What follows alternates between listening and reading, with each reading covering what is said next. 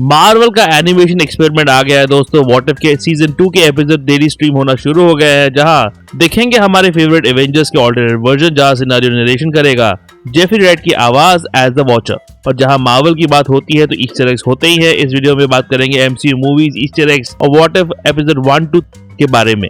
उससे पहले like subscribe कर दीजिएगा, नोटिफिकेशन घंटी भी बजा दीजिए ताकि अपडेट्स मिलते रहे आप लोगों को। और वेलकम टू द चैनल, जो प्लेटफॉर्म है एमसीयू, डीसी और फिल्मों की हर खबर का जस्ट अ रिव्यू। एपिसोड 1 में नेबुला, जिसे आवाज दी है कैरन गिलन ने ही, को ले जाया जाता है ब्लेड रनर की दुनिया में, जो अब एक नोवा ऑफिसर बन गई है। ब्लेड रनर एक लंबा चौड़ा इंस्पिरेशन दिखा है इस एपिसोड के लिए। एक नॉयर फ्यूचरिस्टिक स्पेस ओडिसी में गार्डियंस ऑफ द गैलेक्सी और एवेंजर्स की एंडिंग को बदला जाता है, जहां रोनन ने थानोस और गमोरा को मारकर अब ज़ैंडार पर चढ़ाई शुरू कर दी है। तभी ज़ैंडार को अपनी दुनिया को बंद करना पड़ता है एक मैग्नेटिक शील्ड के इस्तेमाल करके, जैसे वकांडा को किया गया था इन्फिनिटी वॉर के क्लाइमैक्स के दौरान।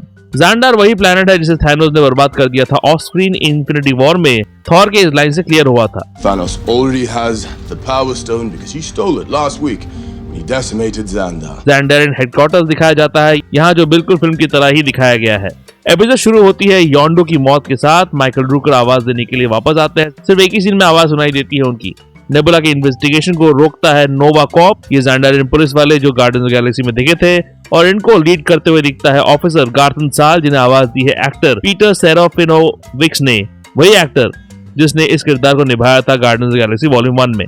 गार्थन नेबुला को बुलाता है, ये नाम I don't need Black Order trash telling me how to do my job. जो थानोस की आर्मी का कॉमिक बुक नाम है, हालांकि फिल्म में कभी इस आर्मी को इस नाम से नहीं बुलाया गया। एक back story sequence nebula float करते हुए दिखती है, बिल्कुल उसी तरह जैसे थॉर एवेंजर्स इन्फिनिटी वॉर में फ्लोट कर रहा था थानोस ने जब उसके शिप को बर्बाद कर दिया था, और गमोरा फ्लोट कर रही थी guardians of the Galaxy volume 1 में इसी तरह। फिर नोवा प्राइम, जिसे आवाज दी है ग्लेन क्लोज ने नहीं पर जूलियन ग्रॉसमैन ने, इस एपिसोड में वो हाथ बढ़ाती है बिल्कुल स्टार लॉर्ड की माँ की तरह, ये कहते हुए Take my hand. योंडो के याका येरो दिखाया जाता है। इस योंडो मर्डर इन्वेस्टिगेशन में वो पहुंच जाती है एक बार में, जहां ड्रैग द डिस्ट्रॉयर कैमियो करता है। वहां नेबुला मिलती है ताइका वाइटिटी की आवाज में कॉक से। मीक भी रहता है वहां, ग्रूट के भी दर्शन होते हैं, और वहां का मालिक है Howard the Duck. Seth Green फिर से फिल्मों की तरह हावर्ड को आवाज देते हुए सुनाई देते हैं इस एपिसोड में। वैसे ये बार थोड़ा बहुत एंटमैन 3 के क्वांटम दुनिया की इस बार की याद दिलाता तो है। नेबुला इस इन्वेस्टिगेशन के दौरान पहुंच जाती है ज़ैंडारियन प्रिजन में, जो गार्डियंस ऑफ द गैलेक्सी में दिखे क्लिन प्रिजन हो सकता है। यहाँ दिखता है यॉन रॉक, जूड लॉ ने कैप्टन मार्वल 1 में निभाया था इस विलेनस किरदार को, और यहाँ भी आवाज दी है इस किरदार को। नेबुला और यॉन रॉक का ये jail break scene Guardians of the Galaxy की फेमस जेल ब्रेक सीन पर रेफरेंस है। नेबुला एक सीन में ज़ैंडारियन मेन फ्रेम के वायर को अपने अंदर इंसर्ट कर लेती है, क्योंकि थानोस ने उसके बॉडी पार्ट्स को बदल के मशीन डाल दिया था उन बॉडी पार्ट्स में, और वो एक साइबॉर्ग है जिसका रेफरेंस इस एपिसोड में भी है। There was no way to access the data core without a cyborg. उसे मालूम पड़ता है कि यॉन रॉक और नोवा प्राइम ने उसे धोखा दिया है, तब उसे इलेक्ट्रिक शॉक दिया जाता है, जैसे पीटर क्विल को दिया गया था गार्डियंस ऑफ द गैलेक्सी 1 में। नेबुला का ये अपीयरेंस इस सीन में टर्मिनेटर के वन नाइट सीन पर रेफरेंस हो सकता है।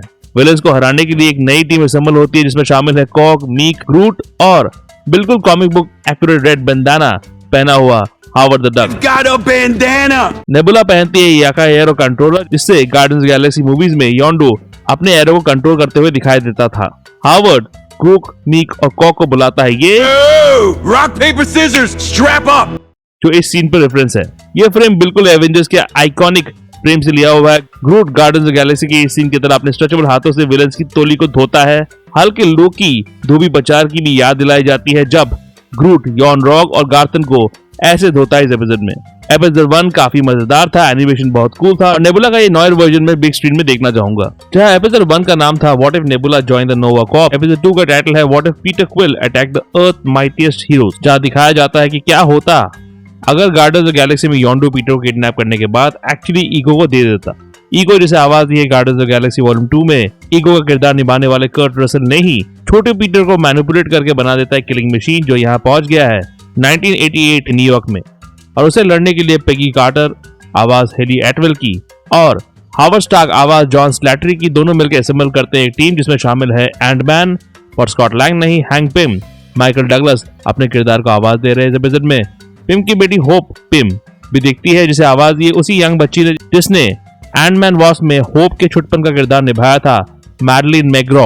इस टीम में शामिल है और भी लोग जैसे एंडमैन वास्प में दिखे बिल फॉस्टर, जिसे उस फिल्म में निभाया था लॉरेंस फिशबर्न ने, और यहाँ आवाज भी उन्होंने दी है। टिचाला के पिता टिचाका, जिसे आवाज दी है अतवांदा कानी ने, जिन्होंने ब्लैक पैंथर 1 में यंग टिचाका का किरदार भी निभाया था। ब्रेन वॉश विंटर सोल्जर भी इस टीम का पार्ट है। आवाज दी है फिल्मों में बकी का किरदार निभाने वाले सेबेस्टियन स्टैन ने ही। और वेंडी लॉसन एके मार्वेल इस किरदार को निभाया था फिल्म में एनेट बेनिंग ने, पर यह आवाज नहीं दी है, आवाज दी है कैरी तम्बेजियन ने। छोटू पीटर अर्थ में घुसता है स्पेसशिप में, जो ईगो का स्पेसशिप है, guardians of the Galaxy volume 2 में दिखा गया था। जब ये स्पेसशिप न्यूयॉर्क में घुसता है, एक बिलबोर्ड में लिखा है ओलंपिया, जो कॉमिक्स में इटर्नल्स के घर का नाम है। छोटू पीटर की आंखें ब्लू कलर का ग्लो कर रही है, वैसा ही कुछ लाइव एक्शन में भी दिखा गया जब कर्ट रसल का किरदार पीटर का इस्तेमाल कर रहा होता है। हावर्ड कहता है ये line, You forgetting we're in the middle of a Cold War? All that we are the world garbage doesn't really play outside of MTV. जो रेफरेंस है वी आर द वर्ल्ड पर, जो एक रियल लाइफ चैरिटी सिंगल था जिसे record किया गया था यूएसए के द्वारा फॉर अफ्रीका इन 1985।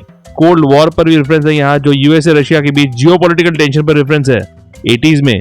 और MTV एक प्रचलित अमेरिकन म्यूजिक चैनल है। We made a shield out of it. We lost it in the Arctic. इस लाइन में कैप्टन अमेरिका उसके शील्ड पर रेफरेंस है, जो अब साइबेरिया की बर्फीली इलाकों में दबा पड़ा है।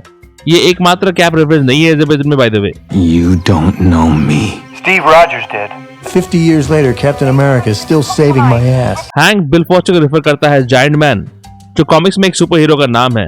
एपिसोड में पीटर एक रकून के स्टफ टॉय से खेलता है, जो किस पर रेफरेंस है? Honestly, into this exact second, I thought you were Build-A-Bear. Maybe I am. Bill foster यहाँ भी वो कितना बड़ा हो सकता है उस पर रेफर करता है, जो आयरन वास्प में भी देखा गया था। How big did you get?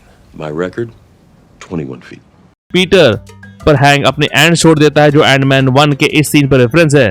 जब पीटर सारे हीरोज की बैंड बजा रहा होता है, तब एंट्री होती है थॉर की, और ये एंट्री रेफरेंस है उसके द एवेंजर्स और इन्फिनिटी वॉर के इन आइकॉनिक एंट्रीज पर।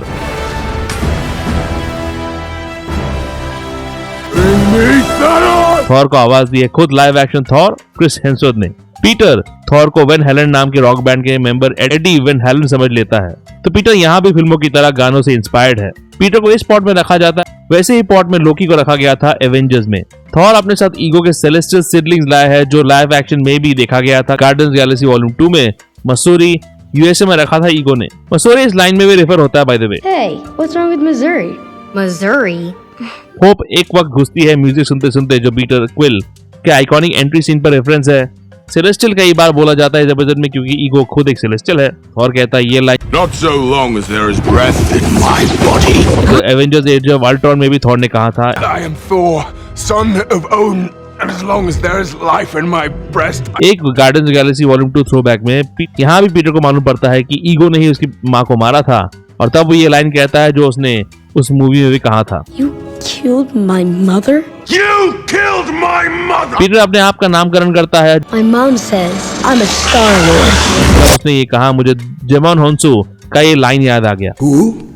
Star-Lord, man. एंटमैन की फिल्मों से हैंक का एग्जैक्ट घर दिखाया जाता है, घूस के पहले दर्शन होते हैं। पीटर यहाँ कहता है But I'm more a dog guy.